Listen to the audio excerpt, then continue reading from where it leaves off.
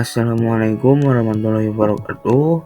Perkenalkan, nama saya Muhammad Darius Syarifuddin dengan NPM 203-23056 dari kelas C223 Prodi Teknik Industri. Saya di sini akan mempresentasikan untuk tugas ETS PAI.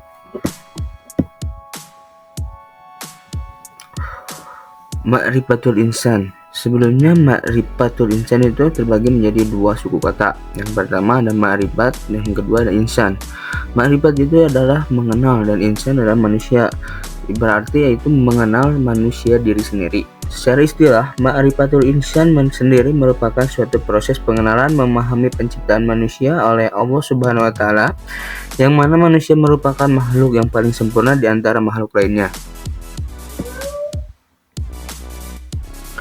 Untuk peta konsep dari ma'rifatul insan tersebut, yaitu yang pertama ada hakikat manusia, yang kedua ada potensi manusia, yang ketiga ada nafsul insan, yang keempat ada sifatul insan, yang kelima ada hakikah al-ibadah atau hakikat ibadah.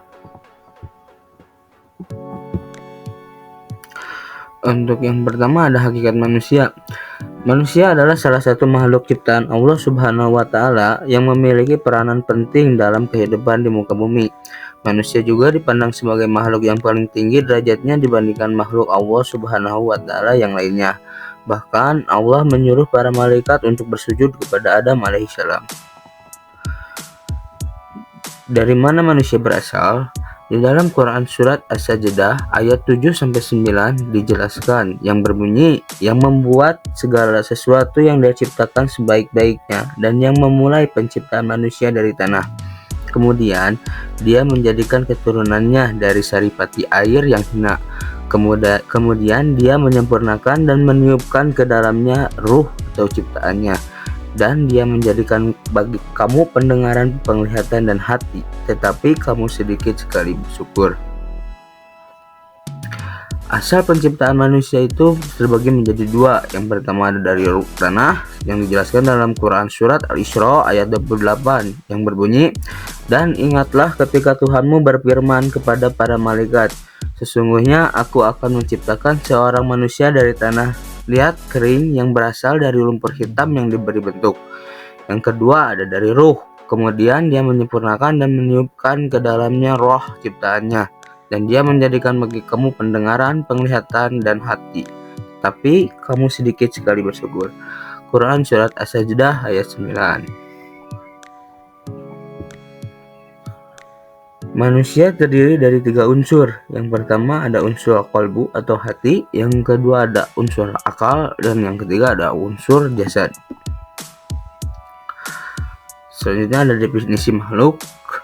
Manusia itu makhluk yang diciptakan, bukan kholik, sang pencipta. Namun ada yang tidak setuju terhadap masalah ini, seperti yang dijelaskan di dalam teori Darwin, atau orang ateis yang meyakini bahwa kita ada secara kebetulan atau tidak disengaja, atau ada dengan sendirinya.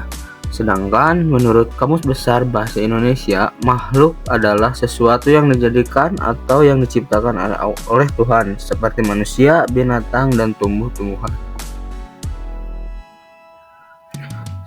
Sifat-sifat makhluk terbagi menjadi 4. Yang pertama ada al-fitrah yang dijelaskan di dalam Quran surat ke-30 ayat 30.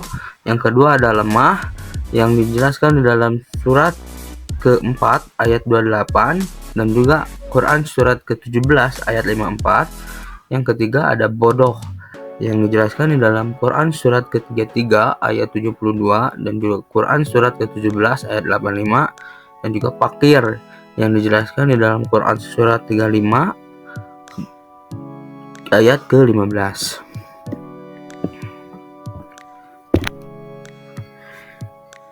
Untuk bab selanjutnya adalah dimuliakan atau mukarram. Manusia adalah salah satu makhluk Allah yang dimuliakan oleh Allah dari makhluk lain, sebagaimana yang dijelaskan di dalam Quran surat ke-17 ayat 70. Selain itu, adapun kemuliaan yang diberikan oleh Allah Subhanahu wa taala manusia antara lain, yang pertama ditiupkan roh, seperti yang dijelaskan di dalam Quran surat ke-32 ayat 9. Yang kedua ada diberikan keistimewaan, seperti yang dijelaskan di dalam Quran surat ke-17 ayat 70. Yang ketiga ada alam semesta ditundukkan kepadanya, seperti yang dijelaskan pada Quran surat 43 ayat 13 sampai 14. Selanjutnya ada mukallaf atau dibebankan.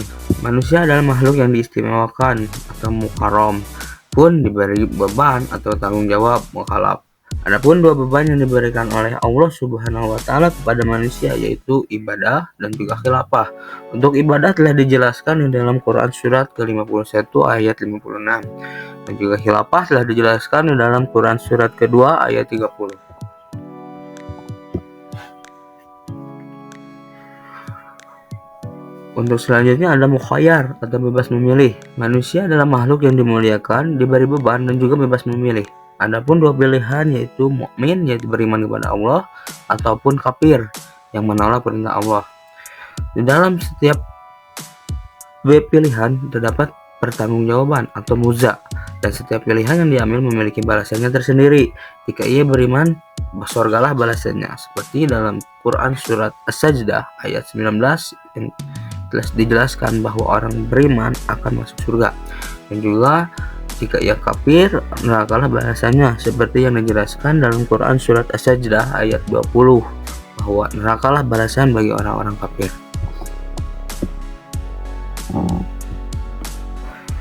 Selanjutnya ada potensi manusia.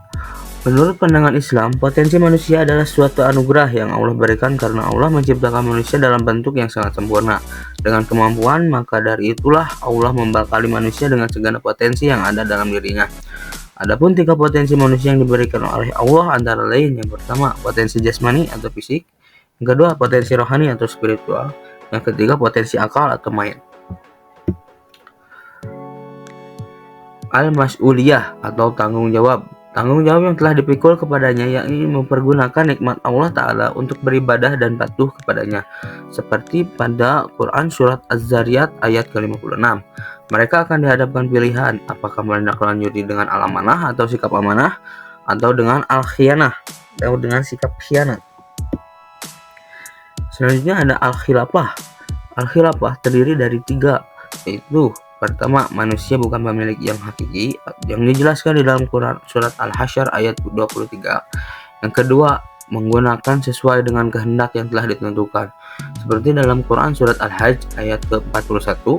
Yang ketiga ada tidak menentang peraturan, seperti dalam Quran surat At-Taubah ayat ke-112.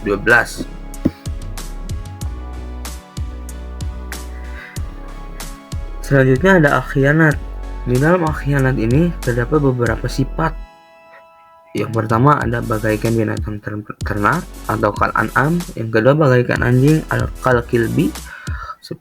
Tiga seperti monyet kal-kirdi, dan seperti babi kal-khinzir. Keempat seperti kayu kal-khasabi. Yang kelima seperti batu kal-hijarah.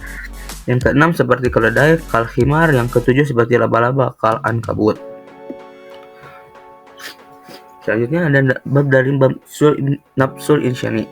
Nafs atau jiwa dalam pandangan Islam adalah diri manusia itu sendiri, nyawa atau roh yang menyebabkan adanya kehidupan, sifat yang mendorong manusia untuk melakukan suatu perbuatan dan perasaan pada diri manusia. Penggunaan kata nafs dalam Al-Quran memiliki beberapa arti, yaitu sebagai berikut. Yang pertama, jiwa atau sesuatu yang memiliki eksistensi dan hakikat, seperti yang dijelaskan dalam Quran surat Al-Maidah ayat 45. Yang kedua ada nyawa yang menyebabkan adanya kehidupan, seperti dalam Quran surat Al-An'am ayat ke-93. Yang ketiga ada suatu sifat pada manusia yang memiliki kecenderungan kejahatan, seperti dalam Quran surat Al-Maidah ayat ke-30. Dan juga sifat yang pada diri manusia yang berupa perasaan dan indera yang ditinggalkannya ketika ia tertidur, seperti dalam Quran surat Az-Zumar ayat 42. Di dalam tingkatan nafsu terdapat menjadi tiga. Yang pertama nafsu mutmainnah, yaitu jiwa yang mendapatkan ketenangan. Yang kedua ada nafsu lawamah, yaitu ketika ruhnya menarik antara kejahatan dan kebaikan. Yang ketiga ada nafsu amaratu bisu'i, yaitu jiwa yang memerintahkan kepada kejelekan. Selanjutnya ada dari sifatul insan. Jiwa manusia diberi dua jalan, yaitu yang pertama jalan yang benar atau takwa, membersihkan jiwa. Menurut Ibnu Qayyim berkata, hakikat takwa adalah menaati Allah atas dasar iman dan ihtisab, baik terhadap perkara yang diperintahkan ataupun perkara yang dilarang. Yang kedua ada jalan yang salah atau fujur, yang artinya mengotori jiwa. Menurut para ulama, at-tazkiyah atau pengotoran jiwa adalah menenggelamkan jiwa ke dalam dosa dan kemaksiatan. Di dalam jalan benar atau takwa yang berarti membersihkan diri, terdapat beberapa sifat. Yang pertama, sifat jujur. Kedua, bersabar. Yang ketiga, berhati lembut. Yang keempat, kasih sayang. Kelima, senantiasa bertaubat. Keenam, bersyukur. Tujuh, bersikap lemah lembut. Kedelapan, terpercaya. Sembilan, akan memperoleh keberuntungan. Sedangkan di dalam jalan salah atau fujur, yang artinya mengotori jiwa, akan terdapat sifat-sifat tersebut. Yang pertama, sifat tergesa-gesa. Yang kedua, berkeluh kesah. Yang ketiga, kikir. Yang keempat, kufur. Kelima, pendebat. Keenam, pembantah. Ketujuh, zalim. Dan kedelapan, jahil. Selanjutnya ada bab dari hakikat ibadah. Perasaan atau sumber pelaksanaan ibadah. Merasakan banyaknya nikmat Allah Subhanahu wa taala, merasakan keagungan Allah. Adapun tujuan dari ibadah, yang pertama ada tujuan menghinakan diri dalam Quran surat ke-35 ayat 14. Kedua ada tujuan kecintaan dalam Quran surat kedua ayat 165, dan tujuan ketundukan dalam Quran surat ke-22 ayat 38 sampai 39. Dalam hakikat ibadah dilakukan dengan merasa penuh rasa takut, seperti dijelaskan dalam Quran surat Al-A'raf yang berbunyi, dan janganlah kamu membuat kerusakan di muka bumi sesudah Allah memperbaikinya, dan berdoalah kepadanya dengan rasa takut, tidak akan diterima dan harapan akan dikabulkan. Sesungguhnya rahmat Allah amat dekat kepada orang-orang yang berbuat baik. Serta juga dilakukan dengan penuh rasa harap, seperti yang dijelaskan di dalam Quran surat Al-A'raf ayat 55 yang berbunyi, berdoalah kepada Tuhanmu dengan berendah diri dan suara yang lembut, sesungguhnya Allah tidak menyukai orang-orang yang melampaui batas. Oke, sekian presentasi dari saya. Mohon maaf bila ada kesalahan dari kata maupun pengucapan.